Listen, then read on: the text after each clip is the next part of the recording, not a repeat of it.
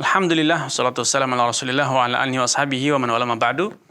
Saudari Putri bertanya, yang pertama, mahram itu adalah orang yang tidak boleh dinikahi. Nah, bagaimana dengan sebutan yang pada umumnya disebut pada lawan jenis bukan mahram? Apakah itu benar Ustadz? Lalu mengapa suami atau istri disebut mahram kita?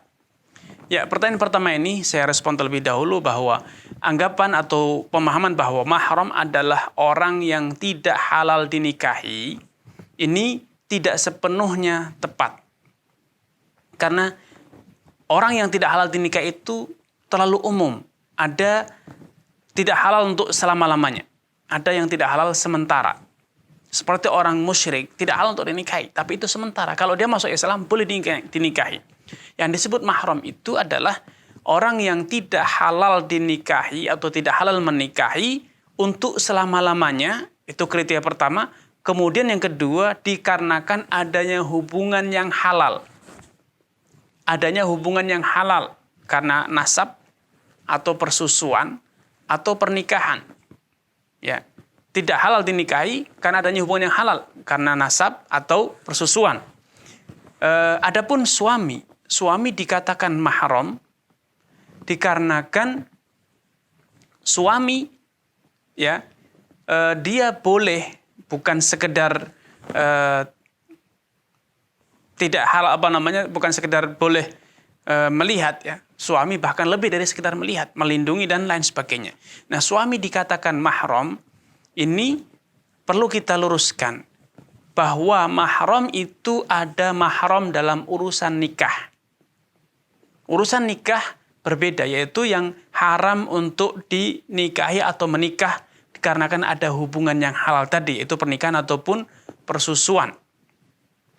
Atau karena adanya hubungan pernikahan mertua, menantu dan seterusnya. Itu adalah hubungan yang halal. Sedangkan dalam mahram safar lebih spesifik, lebih sempit atau berbeda hukumnya dengan mahram dalam pernikahan.